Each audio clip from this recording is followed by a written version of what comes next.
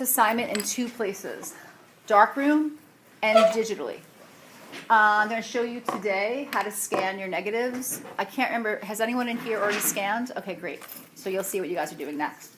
The darkroom requirements. You must do 6 prints, okay?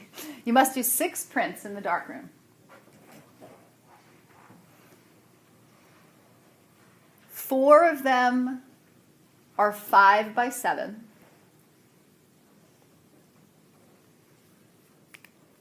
2 of them are 8 by 10, so just like the city was.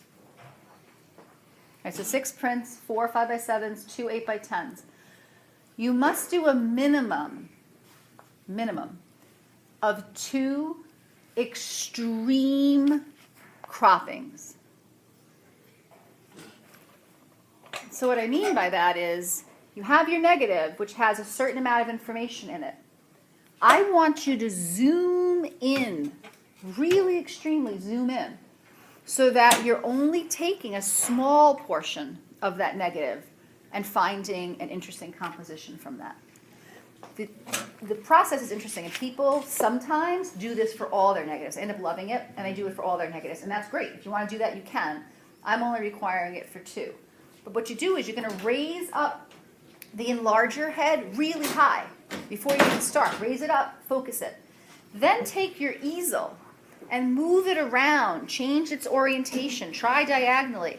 Keep moving it around, looking for different compositions. It's really kind of fun because the picture's huge and you're just finding these little cropped in areas within the picture.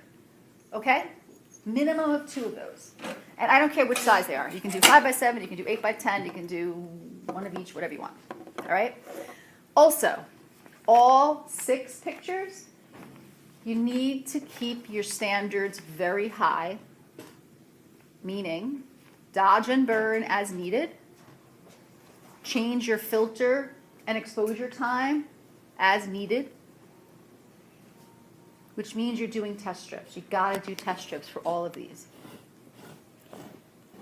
And I also want you really, really being aware of your negative space. Some of you, when you were shooting, were very careful. You looked through your viewfinder, and you were very aware of what was touching the edges of your film plane. You were really conscious. Some of you weren't, which is okay. I mean, it doesn't matter how you did it. But some of you just kind of stood like this, and everybody was dead center, and all pictures were horizontal, and you had all this extra space around your subject. And in some cases, that might be okay. For example, I had a few people who were really interested in the studio setup. And so they wanted it to be a horizontal, so you could see the lights, and you could see the pictures on the wall, and you could see the backdrop paper, because they wanted you to know, this is a studio portrait. Well, that's kind of cool, and that's a definite use for that space. But if that wasn't the case and your use of negative space is not really that necessary or interesting, get rid of it. Crop it out, zoom in, or dodge or burn. Do something interesting, do something creative. I want you taking ownership of these images. I want every one of those 6 to be something that you have an intention about. You look at it, you spend time with the image, and you say, this, I really want to create this effect or that effect. I really want to zoom in here and get rid of that. I want to print it dark. I want to print it light, contrast, gray, whatever. I want you to have an intention. Any questions on the darkroom requirement part?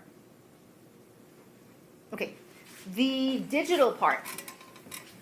You're going to scan your negatives, and I'll show you how to do that. It's not hard. We'll do some today.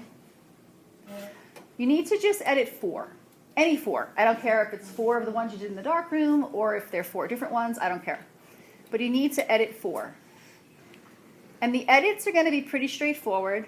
We're just continuing to learn Photoshop, get better at it. You're going to love editing these. This is a very popular thing to do. People love it. It's really enjoyable. It's like crazy enjoyable. You want to make them perfect black and whites. I mean, they already are black and white, but you want to make them perfect, meaning you're recropping so that the composition can be the best it can be. You are dodging and burning as needed. You are adjusting your contrast levels as needed.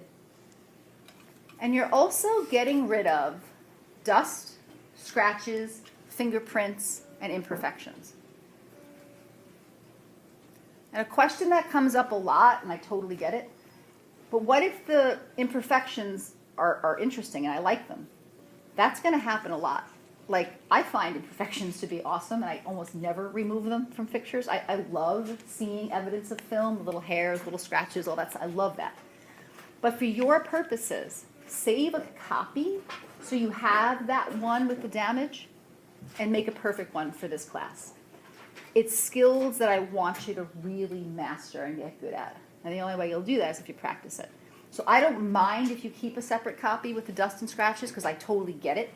I totally get it. But you definitely have to clean them up for this assignment. So it's a total of 10 pictures, 6 darkroom as I explained, 4 digital as I explained. Any questions on that, on the requirements, anything you wonder about? No? Okay. By Friday, you have to have scanned your negatives, which means, of course, you have to have processed your negatives. Yes? If we already put our film in the roll, and I have like The tank loaded? The tank loaded. Uh-huh. Could I do that today? Yeah, definitely. Yeah. So you have to process your negatives, you have to scan them when they're done being processed, and you have to make a contact sheet in the darkroom by Friday. So when you leave Friday, those 3 things are done. You have plenty of time. You have today, tomorrow, Thursday, and Friday to do it. You have plenty of time. But those 3 things have to happen. Can we do that again? Sure. You have to process your film. You have to scan your negatives. And you have to make a darkroom contact sheet. And obviously, some of you are going to be a little bit more ahead, like you guys have already scanned. You are welcome to start in the darkroom whenever you're ready. Okay? Yes? I have a question. Uh-huh. Me and Kristen shared a little film. Uh-huh. So to save paper, can we make a contact sheet? Like, Oh, yeah, on that's a great our idea. paper and cut it? Love it. That's a great idea. Totally. Sure. Other questions? Okay. If you have